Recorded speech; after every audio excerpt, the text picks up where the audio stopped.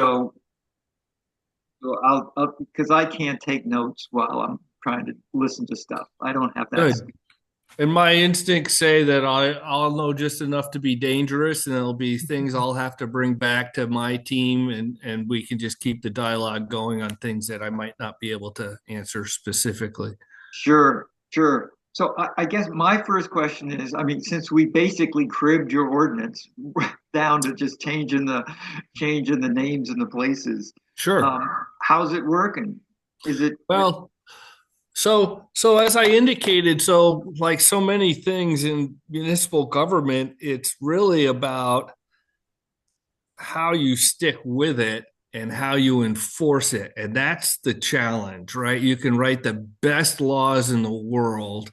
And if you don't have the capacity and tenacity and patience, so we were doing really well from 2017 to 2023, I think.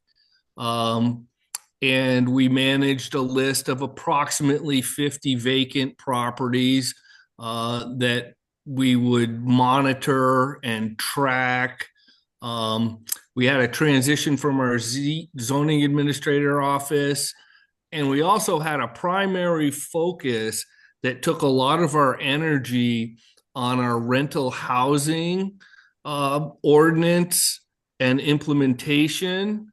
So some of our capacity from vacant buildings kind of moved over to the housing side of things. And the commercial vacant buildings kind of were a little bit of a back burner, although in a different path and mechanism, those vacant commercial buildings have been addressed through economic and community development initiatives, not necessarily town ordinances and enforcement. Um, and those were priority downtown commercial properties that we look to redevelop. Um, and then, of course, the other challenge is what kind of teeth you have.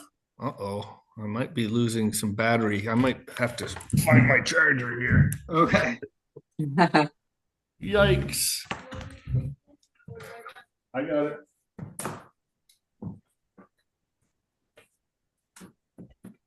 Let's see. It's a race against time here. And I made it.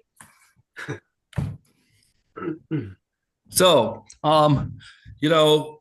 the idea of trying to battle your ordinances in civil court and find that you know the timelines to try to get through or get on the docket and teamed with the personalities in small communities and things like that make enforcement truly challenging. um, I've seen many times in some of our neighboring communities, adding $100 a day and somebody owes $30,000, right? And it's how you almost hope to get to a point where you can be reasonable and negotiate.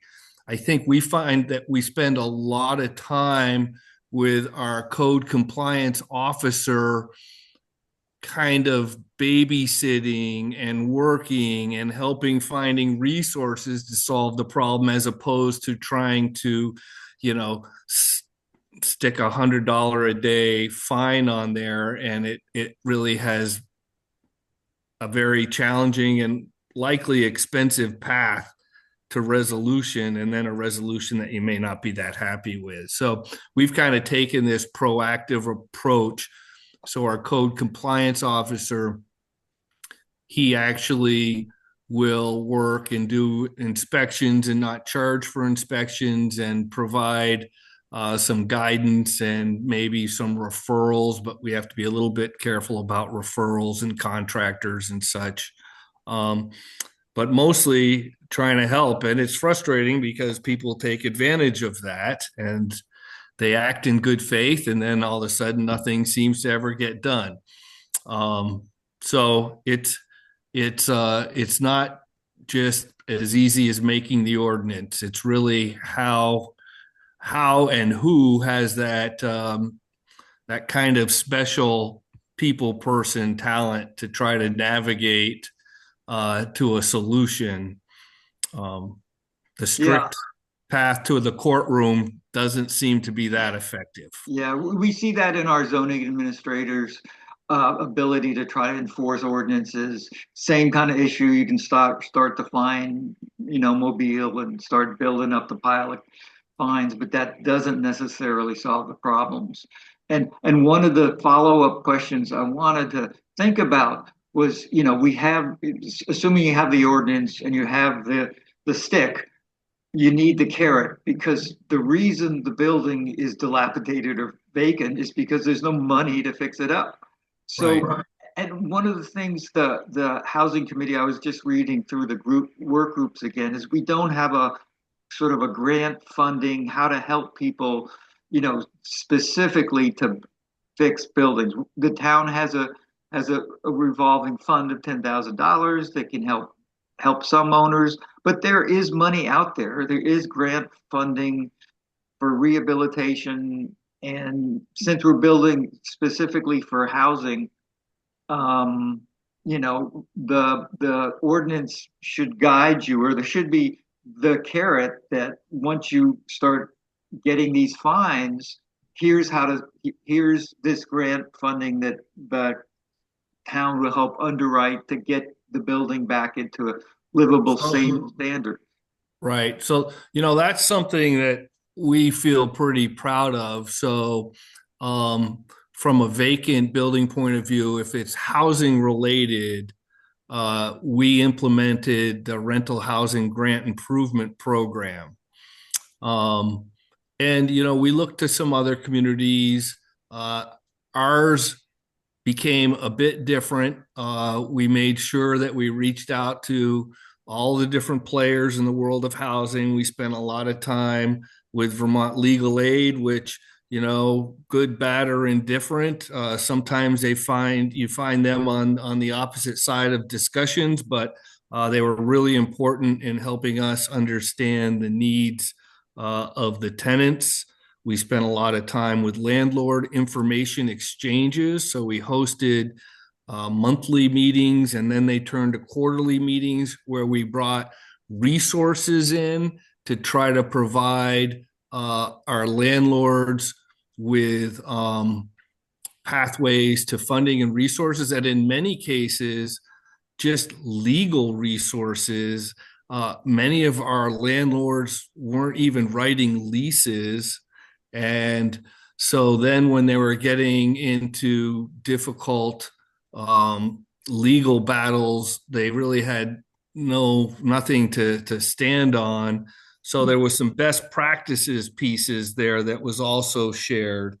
As we heard from some of our more successful landlords, the right lease can reduce the eviction time by like half. And our code and compliance inspections also provided the landowners and property managers a track record of how that unit was before they leased it, which also helped in some situations. But I think, micro grants. We started off with taking half of our rental housing registration fees. But as we said in our meeting at Goddard, it's a bit of critical mass here that we're talking about. We had 1,400 units that we were getting $35 for.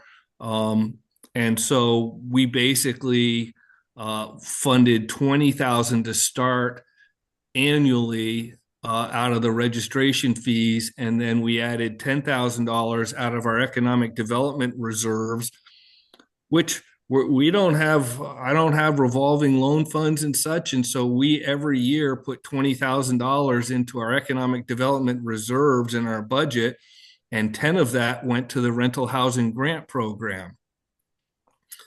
And so it provided the opportunity for people to get a grant up to $3,000, and they had to at least match $3,000.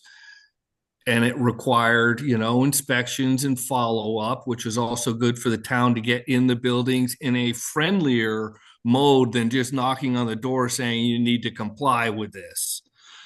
Right. And then when we got our ARPA funds, we decided to allocate $200,000 of our $2.1 million ARPA funds to the rental housing grant program because we couldn't find a funding source besides their housing registration fees because we didn't want to have income restricted grants only for units when everybody pays in.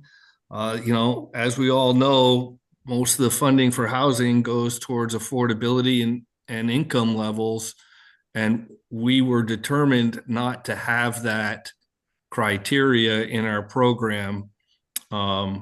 And in fact, our affordable housing organization executive director sat on our committee and was part of these dialogues and understood.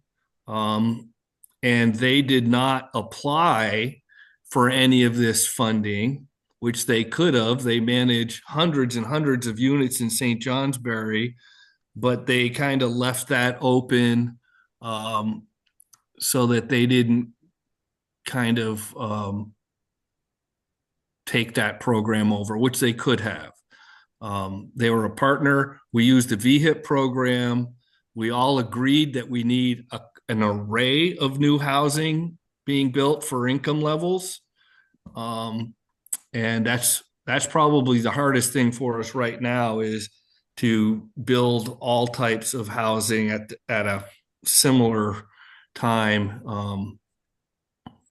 Because it feels a little lopsided in the affordable housing zone just because they have access to funding. Right, right, right. Well, in theory, the more expensive housing should be able to have the funding behind it, but that's not always the case.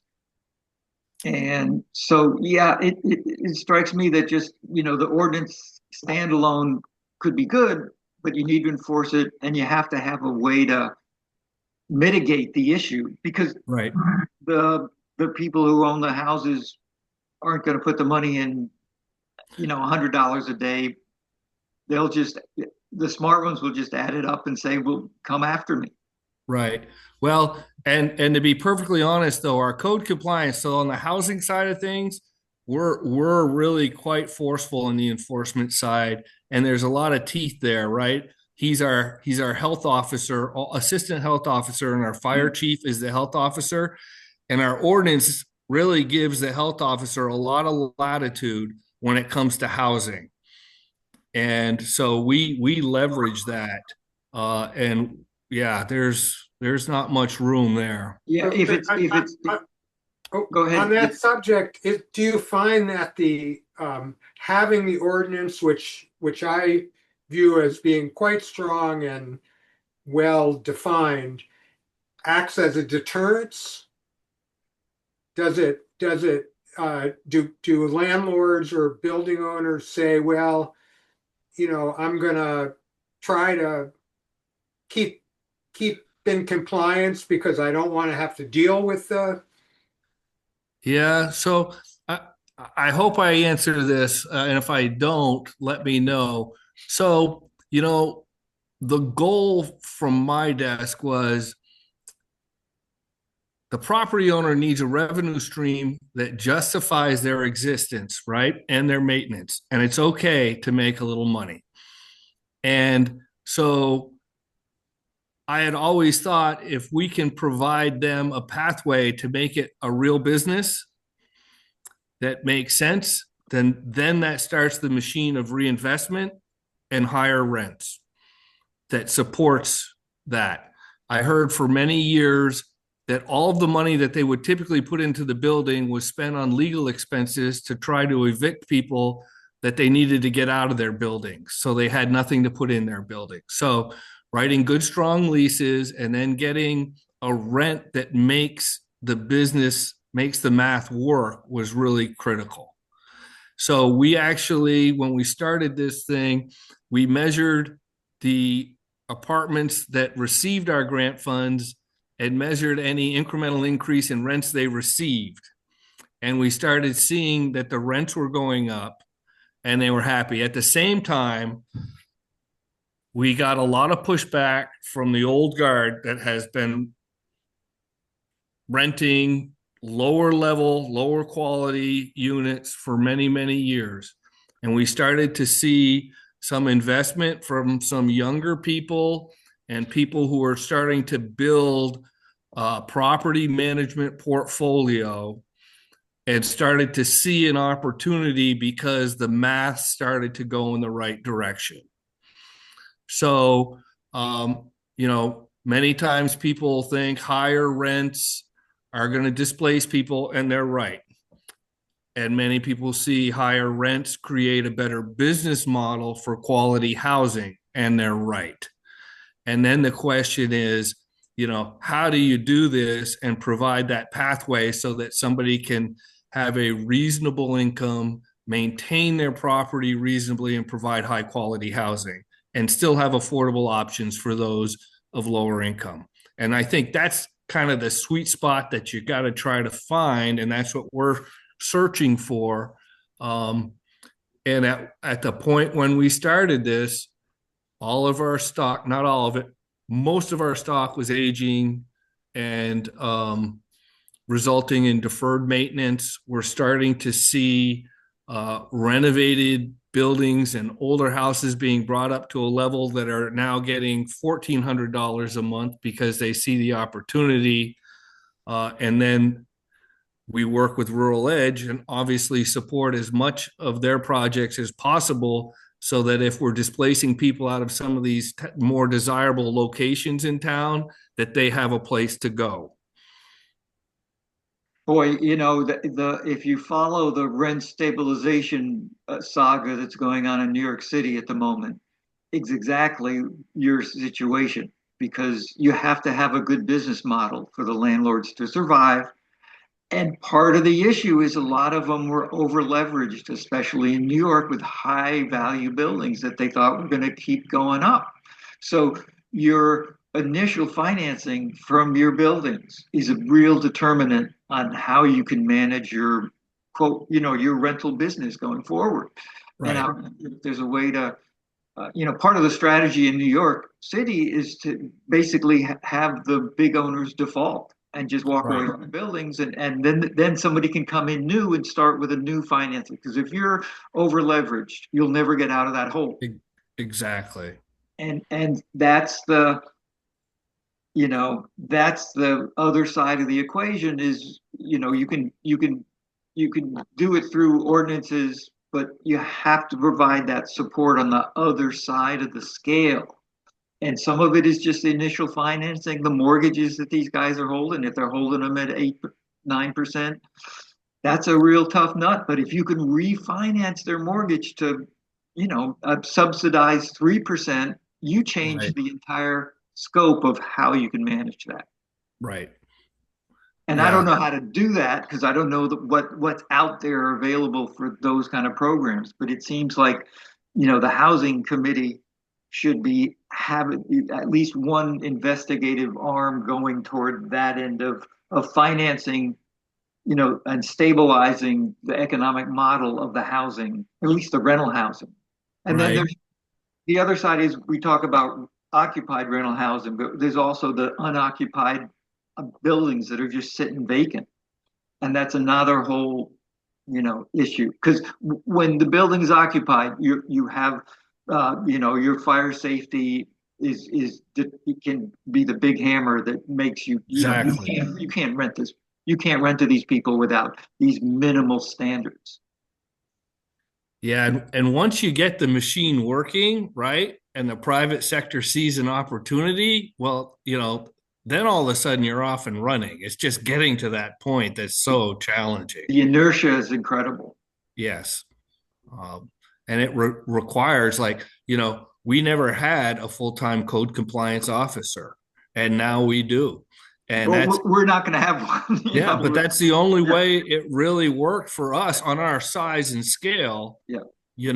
It just, that was that was money well spent, um, for sure. Yeah, but the zoning administrator is a paid position. We have a town constable. We have a, volunteer fire chief. We just have to make those roles fit our town and our scale. Right. We did a housing study, which was critical also. They had it at the county level and the state level, but we didn't have it at the town level. So that was really important. And a lot of knowledge came out of that helped in so many different ways. We had in and out migration of people who work in St. Johnsbury, coming from outside the community, and who lives within our community and works within our community, and how many of our members actually live in St. Johnsbury and go outside. I mean, and then there was a list of maybe a dozen strategies that the consultant worked with the committee too, so that some of it was brand new ideas from the consultants, and some of it was a way of melding what they were hearing from the committee too.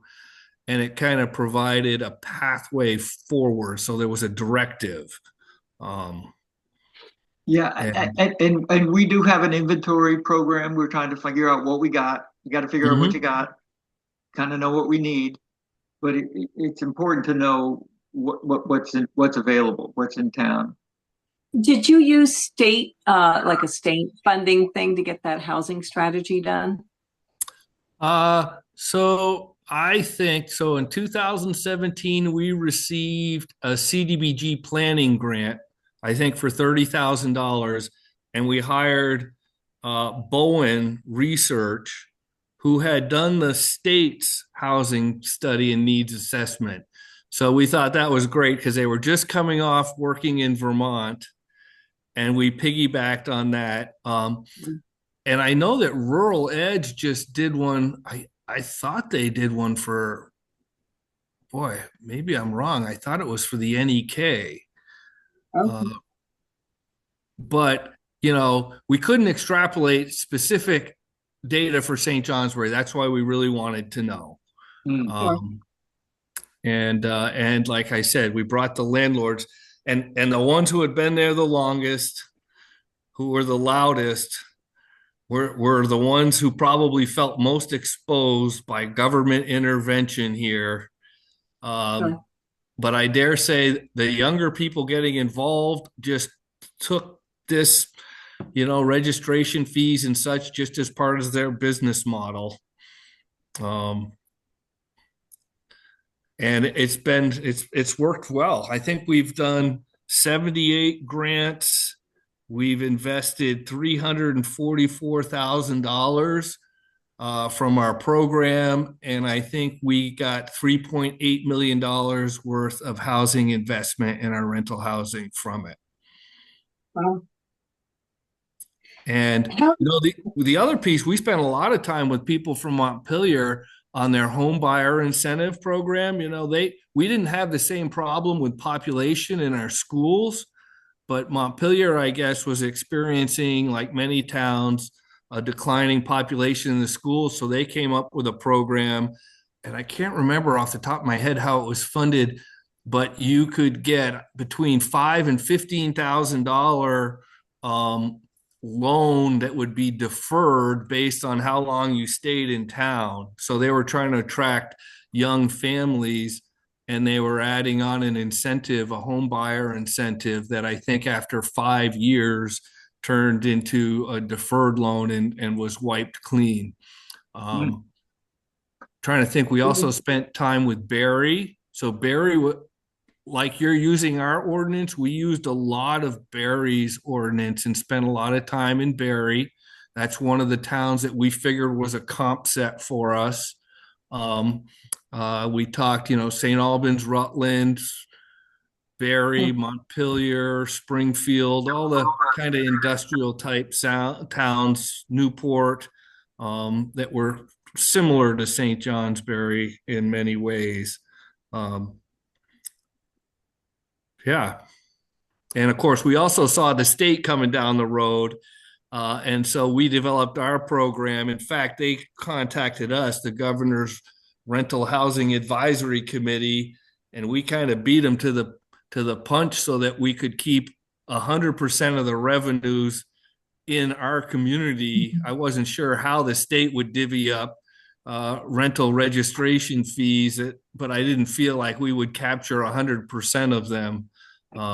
So that was one thing that we wanted to make sure of, that we were doing it in our community, and they indicated that communities that had that in place would be all set. My guess is we'll have a reporting mechanism. Back to vacant and kind of derelict buildings, did you find that many of them just got torn down? Yeah, some of them got torn down. We worked and repurposed some with developers. The biggest one that was a challenge was our new Avenue block that was 45 units of Section 8 housing. That was the iconic hotel in the day of the railroad. And that was owned by a gentleman who lived in Holyoke, Mass. And so he had the Section 8 housing, and he had 10,000 square feet of commercial space that was virtually just empty, windows boarded up for years and years, and didn't really care about it. And it took a monumental effort of the town, the state, partners, and of course, a payment that was higher than should have been paid to get that building away from that person. And then it got into, St. J Academy was a partner on the first floor, and they had a development wing that kind of took that space over. And Rural Edge came in and took over. The vouchers were attached to the building, so they were never going to change. But it was a $15.5 million renovation in the heart of our downtown, and we couldn't really attract much business because 10,000 square feet of boarded up, blighted commercial space right in the heart of town had been a real difficult hurdle to overcome when we were trying to attract new businesses. So that was really the flagship project that got us going. And then we just trying to build off of that. I think there's just, you apply as much pressure as you can to that ownership, or you might find some partners that are willing to step in. And I don't know if you actively take on property through the delinquent tax process, having a partner kind of in the wings who you can trust and know is going to do a good job with the building and kind of be part of those discussions is also helpful. Yeah, I had some hopes that the state would adopt the state land bank, which is kind of geared towards that kind of thing. And I talked to our legislator at town meeting, and he said, yeah, it's great, but it's not going to happen anytime soon. There's no money to set it up. And you see, that's critical, I think, for communities like your size. Yeah, I was disappointed that he was so pessimistic. Yeah, I'm sorry to hear that, because I did not hear that yet. And we were just talking about it the other day. I was talking with Dave Snedeker from NVDA, and I think that would be a wonderful, wonderful tool and resource to be able to tap into. And boy, that's too bad. Yeah, he didn't say it'll never happen, but I think maybe he's saying a year out or something, this legislative session, that there's just no money for it. Another question, like is Rural Edge approximately the same scale as Down Street? Are they the NeighborWorks affiliate and all of that? So exactly. They actually manage 1,000 rental units in the Northeast Kingdom. And we spent a fair amount of time. So that was the other thing. We traveled around. I was in Burlington. they had that project vision going, and they had a lot of agencies working together with the police chief, and they were working on a northwest neighborhood project that included the town taking property from some owners that weren't from around Rutland and were causing some issues and likely drug issues. They actually acquired some properties and demoed them. They used this tool called civil forfeiture, and it was a federal tool, if I remember correctly, that basically the U.S. attorney could write a letter to a property owner and essentially notify them that if they know of any illegal activity or drug activity going on their building, makes them a liable party, just acknowledging and knowing it, and that could trigger civil forfeiture, which would mean they could forfeit their property just by knowing that kind of activity went on. Now, it was new to St. Johnsbury. I guess once again, the actual enforcement is a challenge, but the 3 letters that they mailed out got some attention of some folks there that weren't really aware that that could happen. And we had the U.S. attorney in town, and they're big Suburbans, and they met with the community, and then they sent out some letters, and I think they sent a series of 3 letters, and they were pretty threatening. But that has kind of, since come and gone, and I haven't really seen that as a tool other than that one time, just to try to throw a little fear into some of those property owners. And that was in Burlington or St. Jay? That was in St. Jay, but Rutland used it successfully on a couple of buildings in their northwest neighborhood. I think they took 2 or 3 buildings using civil forfeiture. Amazing.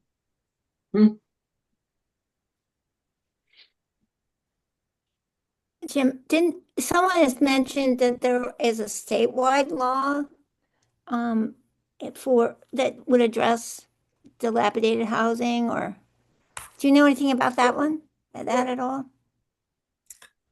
So I'm not sure specifically, in our ordinance, you'll see that we just adopted the state housing code, and we reference that quite often. And we have our own demolition permit that's required. So there's a state demolition permit and a town demolition permit. Sometimes that's a little difficult to keep up with because people get the state permit and they don't realize that there's a town permit. So our ZA has to show up on the site. And, that's a pretty common occurrence in the permitting world. right. And we also worked early, the state had the Essential Maintenance Practices Program, which is really a lead paint program. It was a self-certification by all landlords or property managers. And we tried to dovetail off of that, but only in the state fashion was it difficult because half of their registration was done online and the other half was done manually, and they never combined the 2 into a major list. And I don't even know now whether they haven't improved. I must imagine now it's been 8 years, I think, since we've discussed that. They must have improved that.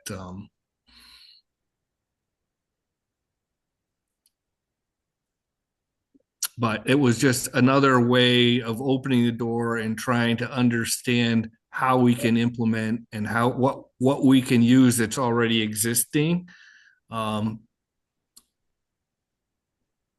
I think that some things like that would strengthen our town effort, because I'm worried about our enforcement here locally. But if we had other regulations that also came into place, I might, Yeah. So do you have a sense of how many vacant properties you have that are really kind of priority properties for your community? we know of 3 empty properties right on Route 2 East. One just had a recent fire. One has been sitting empty for over 10 years, I would think, maybe longer. And another one has also been sitting empty for a long period of time.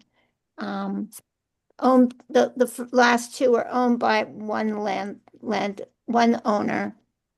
He's a landlord of a lot of properties, but anyway, no one's living those. Do we know of others? David's probably got I'm the, sorry, I walked out for a second. yeah, just, do we have a list of really the vacant properties that need addressing? Yeah, I've been working on a list, and there's kind of a combination of, there's the vacant properties, there's the kind of properties for sale and that are very deteriorated. There's properties that aren't for sale but are very deteriorated or deteriorating because nobody's dealing with them. There's also 26 buildings that may or may not get bought out by FEMA. That's the delay in the FEMA process, and uncertainties about what is really the fate of those buildings. Some of them are being lived in, and as long as there's no threat of flood at the moment, they're Right. livable. So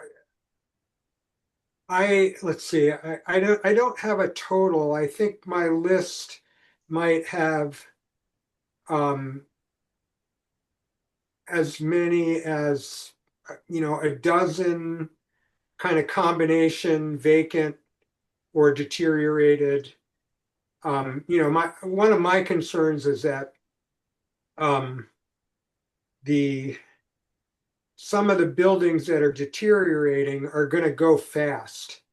We're kind of behind the 8 ball between the pandemic and the floods that, really we would have been better off if we had started a program 10 years ago, but, it's hard. That's easy to say in hindsight. Sure.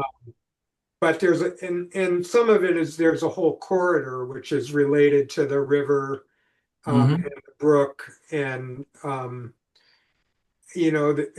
some of the buildings are kind of iconic, at least for Plainfield. We lucked out with the Plainfield Inn, hopefully, because that is was purchased by the Mike Davidson, who purchased the Goddard campus, and he got a grant to assist in fixing it up.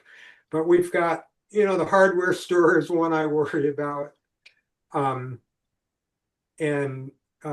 there's kind of 3 buildings right at the corner there. So it's, scale wise, it's nothing like St. Johnsbury, but proportionally to Plainfield, it's substantial.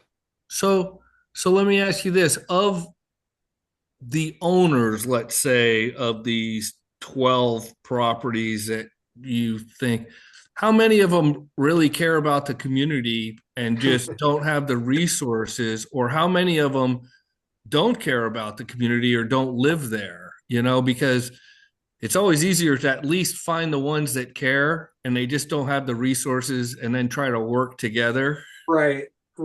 I think I can't say that for sure, because I haven't talked to any of these folks really.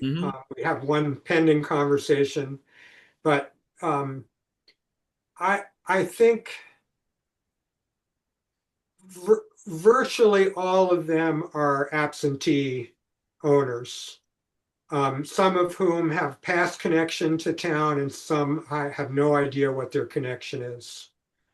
And then, there's one property where the owner died, and, it's on our list to try to see what the inheritor wants to do with it. There's four that are the same person who once lived in Plainfield but has been gone a long time, but who is a substantial landlord in the area. Mm-hmm. And there's two apartment buildings that are owned by out of state. I think they're both out of state, just not out of Plainfield owners. And yeah, I don't think any of them. Oh, there's one that is owned by local Mm-hmm. people who I'm sure care about the town, Mm-hmm. but it's become a controversial. It's one house, one substantial house, but it has become kind of a controversial. It's right in the center of town. It's completely empty, derelict. Mm. That's the kind of house that, some kind of funding source would jumpstart it. You'd think. I mean, I'm sure it would Yeah. be eligible for VHIP money, from what I could see, but Right. And also in St. Jay at an important time, there was a consortium of business people who really came back to the community from making some money in other economies, who grew up in St. Johnsbury, and they kind of pooled their resources, a group of 8 or 10, and they bought a few properties. They kind of added to their portfolio, and they would just collectively try to pick a project maybe and improve upon it.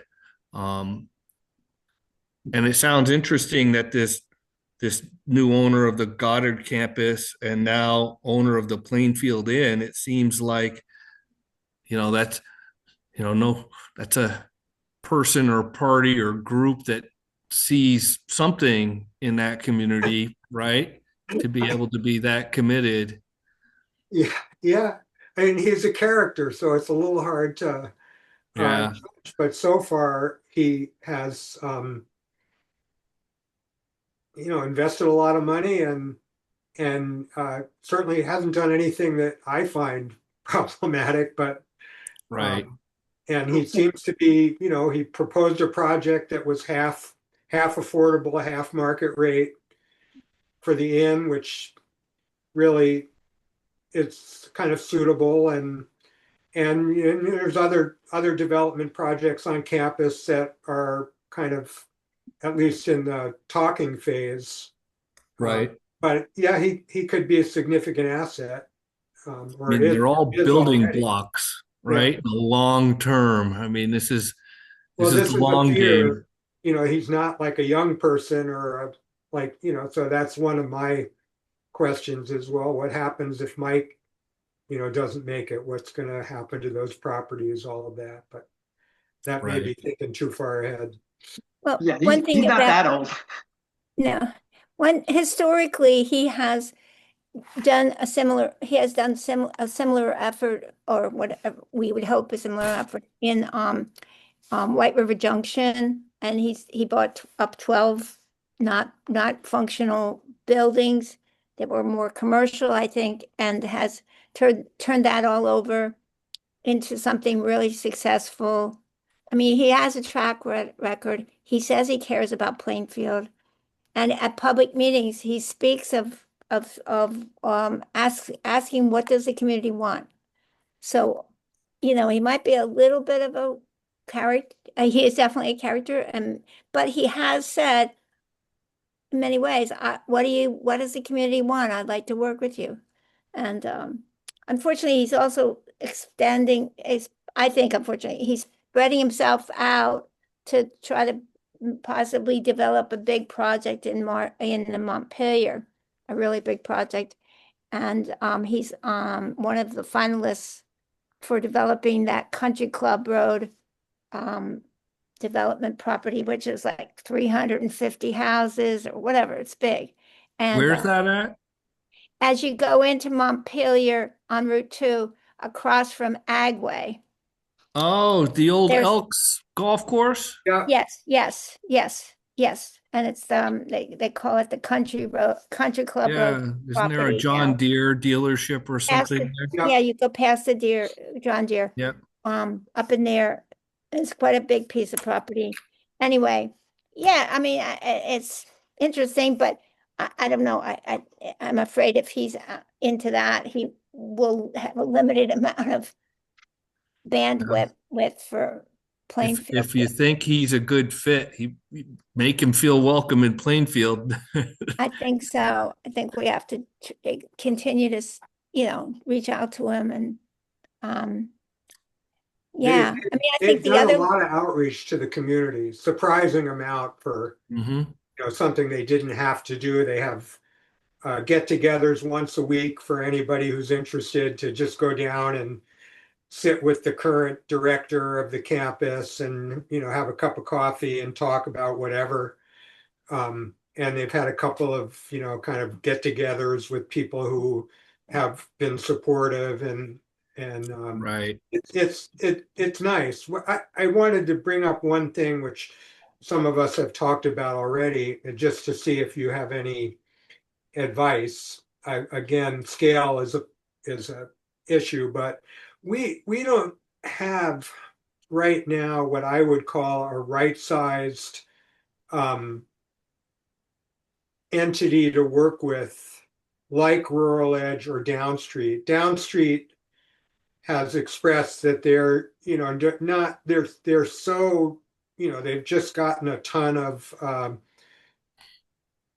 the CBDG money Hmm. projects and many, dozens of units, and that they've expressed they don't really have the capacity to look at small projects in towns like Plainfield.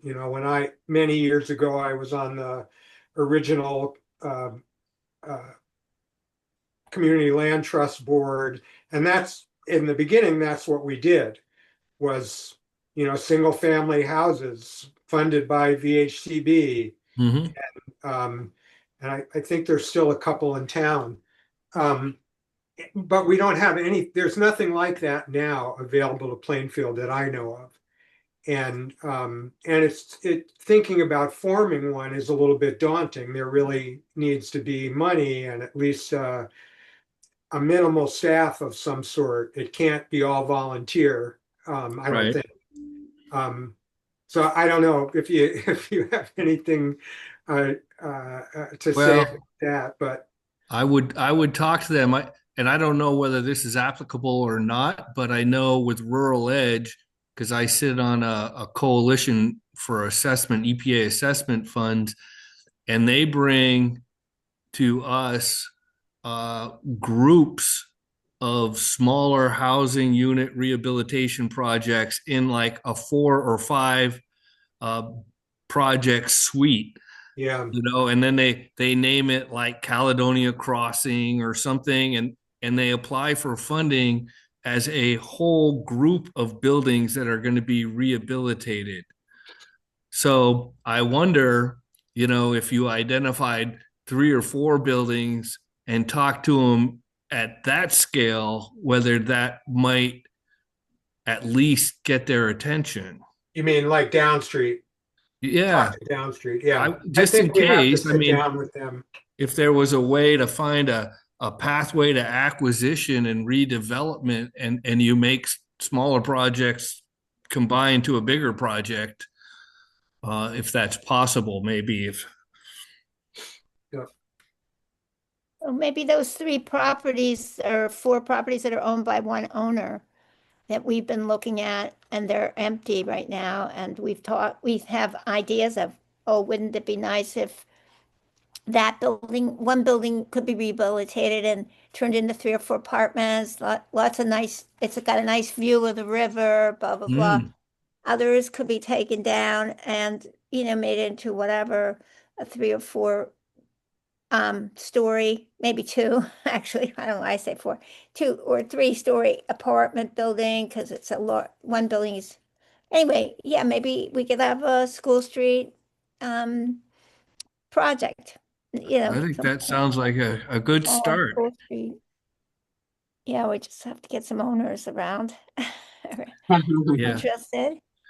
Well, you know, a lot of it is if you have good community energy and consensus, that's really important. If it feels like it's something that's community based, right? We had the Northern Forest Center come and they built a project and they were really careful. They did not want to entertain the thought that they were coming in and changing our community.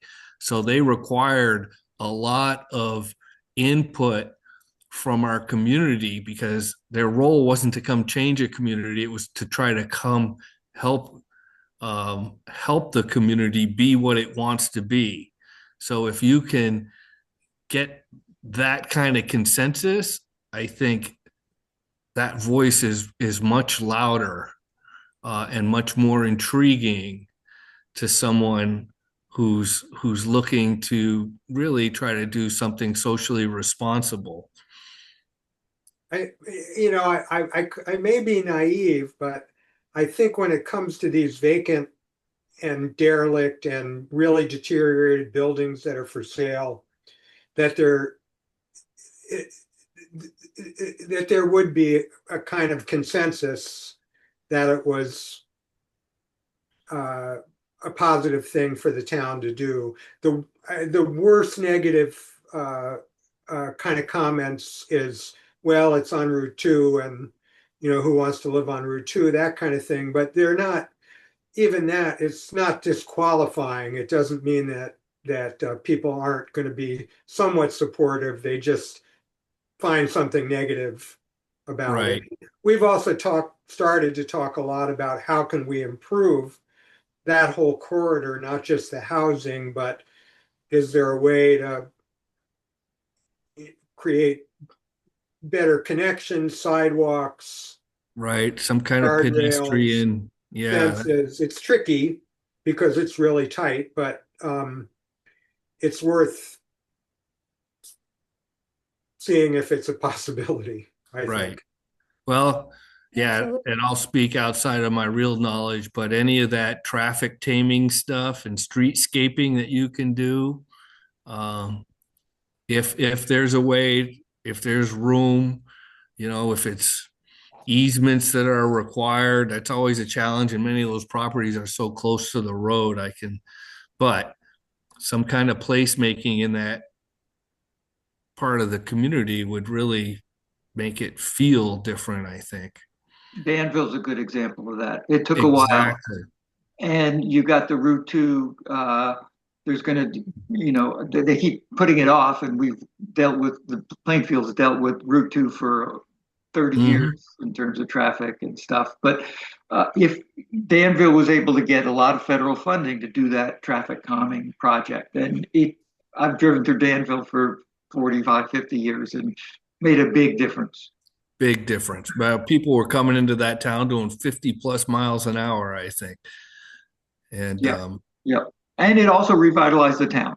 Yep. You know, the stores in town, huge difference. And I got to say, St. Johnsbury, I've been driving through St. Johnsbury for 50 years and huge difference. Yeah, Huge difference, but it's really important. Really the last 10 years. And, you know, once again, it comes to that bigger voice from the community. It's like, you know, VTrans, it's time. It's our time, right?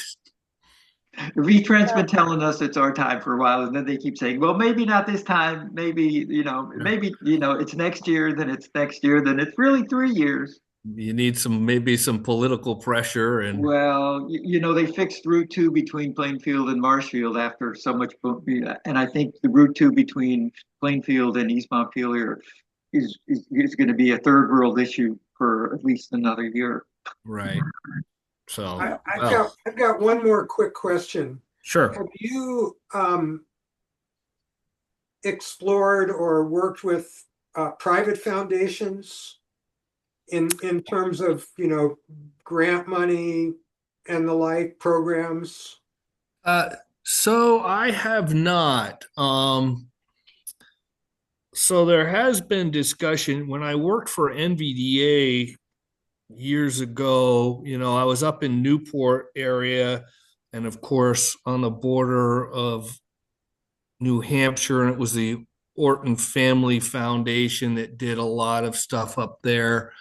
Um, and then I think I read about the Kresge Foundation, right? So they did a lot of housing stuff in Detroit, and they came up with some interesting models, mostly more for reference than to really reach out to those foundations. But you never know, within the fabric of your community who might be related or have a connection or something Right. to a Right. private foundation. I mean, it's a fairly appealing, it could be a fairly appealing, story to reach out with floods and, Goddard and, failing as it Right. did, and, deterioration of buildings and, accelerating traffic and, all of that stuff. It seems like Plainfield rehabilitation could be an appealing Yeah. It's story, but almost like you need a prospectus kind of, right? It's like, and a name, and it's like, we're taking charge and we're not going to take no for an answer, right? We're going to do this and we're going to move forward. And, if you have that kind of energy and it's genuine, then I think you start getting people's attention. yeah. Yeah, I think that's good advice, is to have a unified um, goal moving forward, Right. Like, and reach out to some of the, I mean, the Orton family barn is on Route 2. Half of it caved in, so we want to, keep the other half. exactly, and there's resources for barns in Vermont. Oh, yeah. And yeah, it's just that kind of one voice thing that nobody really wants to help somebody that isn't ready to help themselves. So they have to be sure that, that's what you're going to do no matter what. It's just when. Yep. Yep. Well, Joe, thanks a lot for offering the time. I think you'd be willing to answer some questions if we fired them out to you. Absolutely. Anytime, Yep. I Yep. told the code compliance officer and the zoning administrator that we might call on them sometime if you ever need forms, or, if it makes it easier to have the type of software or spreadsheet, so you don't have to reinvent things if you start to go down to that level. Yeah, happy to do whatever we can. Okay.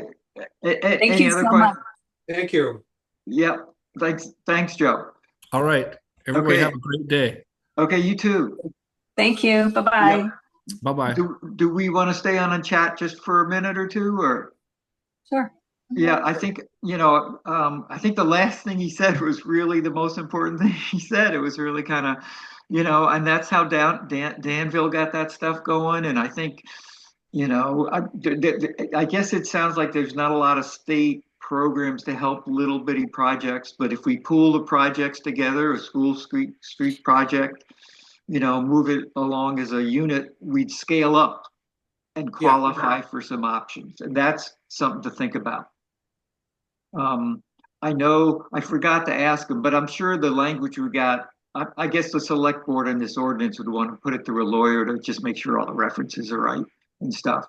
But as we present it to the bigger committee, I think we have to put the compliance, qualification on it, that this is going to be could be a lot of work for a lot of people, could involve a lot of expense for the town if we pursue the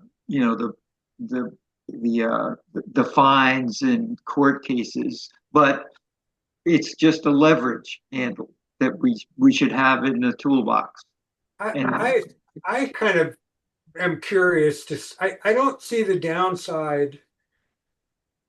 Well, I guess there's always a downside to doing something that you don't follow through with, but it seems like it, at least for some of the buildings that we're talking about or looking at, it could be a pretty significant deterrence. It could spur action just because it would be a statement that the town is taking these buildings seriously, and so that maybe and if we combine that with what Joe talked about, maybe some advisory, well, like well, you could go to VHIP for money, or you could do this, or it seems like we don't need to get into the enforcement day one. Right, right. That's part of Right. Yeah. I'm just referring for the past history of the zoning administrator trying to do enforcement. And the other side of the coin is you don't want to do selective enforcement where you just target one building. You sort of want to treat them at right. some level of equality. So those are the things we have to watch out for. Yeah. Does it make any sense to reach back out to Christy Farnham to see what other resources she might recommend to bring in to talk about getting money for these dilapidated or vacant homes, if she has any ideas? Absolutely. Do you want to do that? You know her pretty well. Sure. Yeah. Sure. I'll reach out to her and just see. Yeah. And because there's new movement on housing, maybe there's something that is going to appear.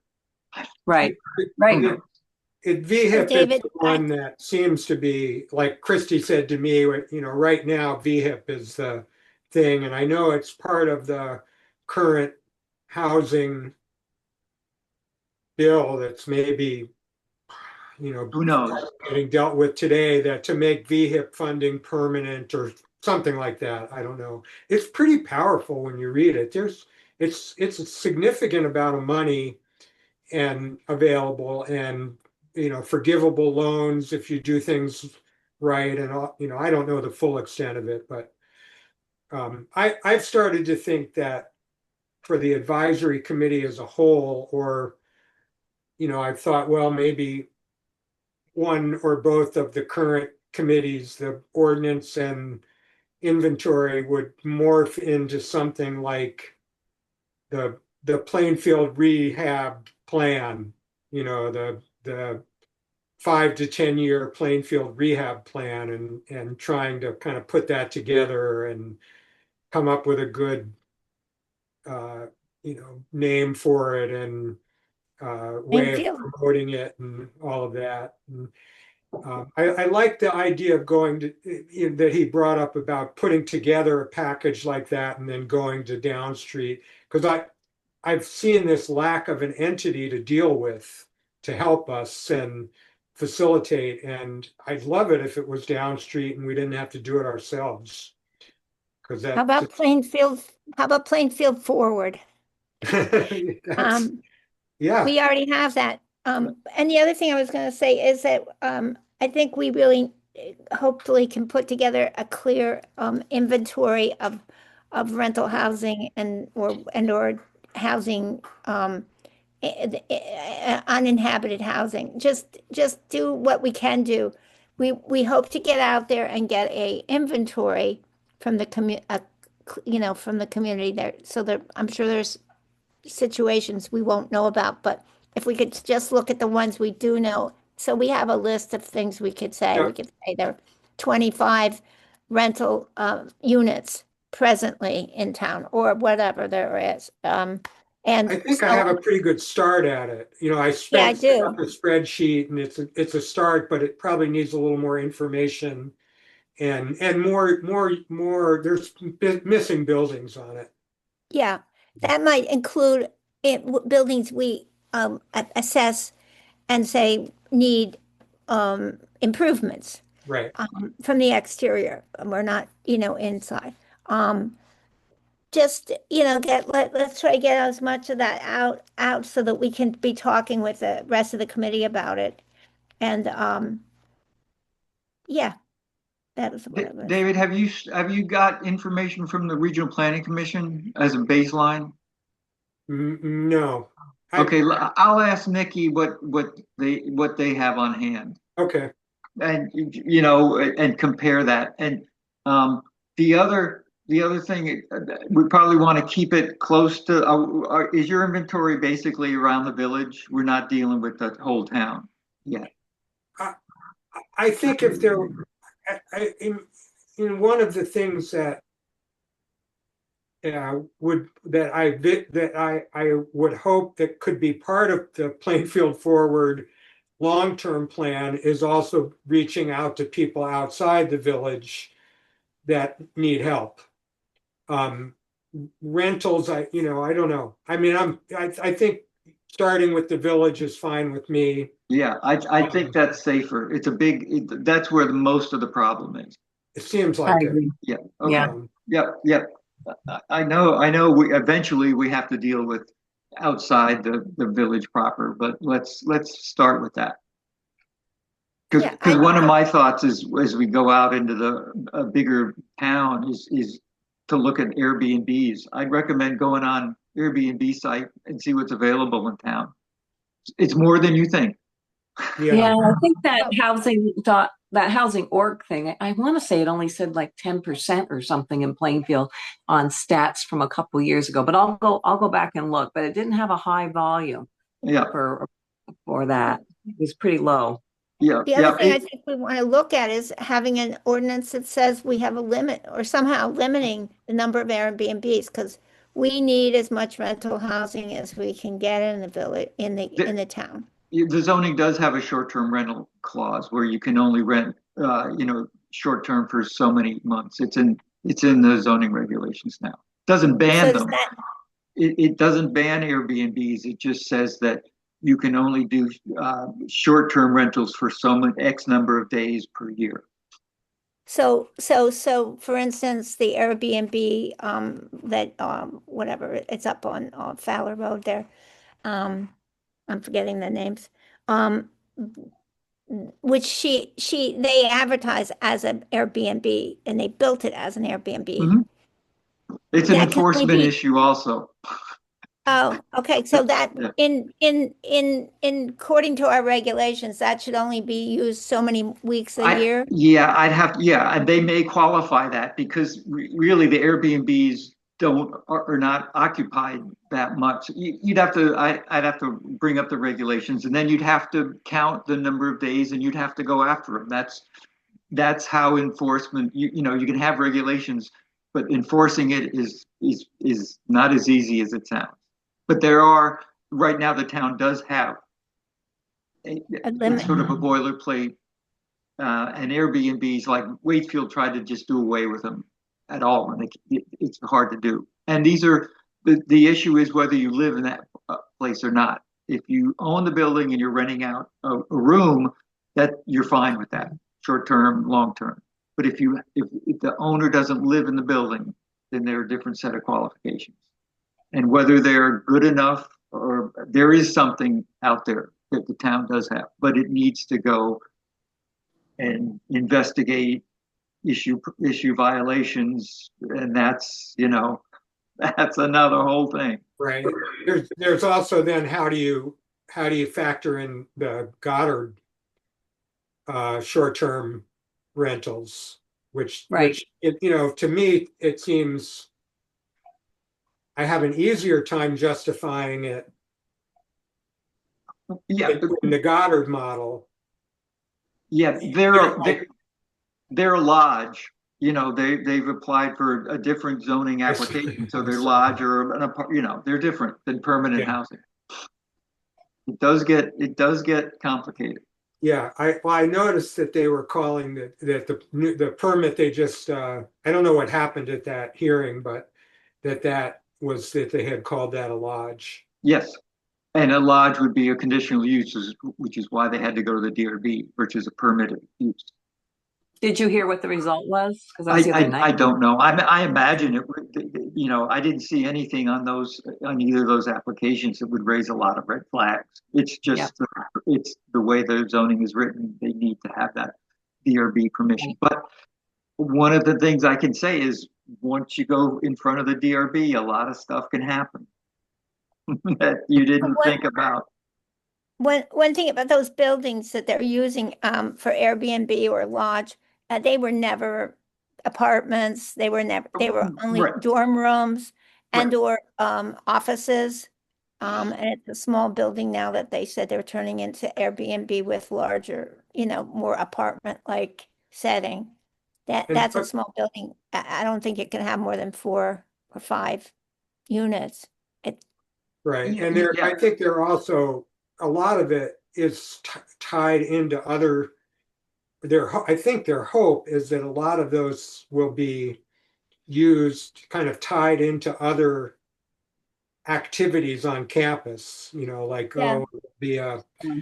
concert and people are going to come stay overnight, or there's a workshop and people are coming for the week, or, all of those kinds of things, which is kind of different from somebody, an absentee landlord who's doing an Airbnb. It's not exactly the same. Yeah, yeah, they're totally different. Yeah. Okay. Well, I think I'll one try of to the write. things, I just wanted to say that I think one other thing he mentioned that we're trying this isn't anything new, but we want to also be moving forward with a community consensus. And he was talking about how the Northern Forest, whatever entity has, done some development in St. Johnsbury, but they moved very slowly and they got a lot of consensus. They got Right. consensus. So I think that's where I hear that from Lydia and others that's very important. We don't want to have a project like East Hill that is dividing the community. We want to get everyone behind it. And then we can attract investors or whatever, or foundations or whoever it is that might be hopefully out there, that could be out there. Right. Friedman's, we haven't talked. I don't know if they have any money left. Okay. I'll try to put some little notes together, just that we can mail out, not too detailed, but that we did. And I can save the recording and put it out to the members who want to watch it. And, Yeah, and we're going to give a report on ordinance, recommending the ordinance to the big committee, the I full think so. committee. I mean, I've read it. I think it's fine to forward this to the select board. It's not, with the recommendations to have it legal reviewed, and that's what the advisory committee is doing. Yep. So I think we're ready. I don't think we need to sit on it for weeks and weeks and weeks. Yep. Okay. Well, thanks everybody. Thank you. Thank you. Have a great day. We'll keep Okay. moving. Yeah. Have a good day.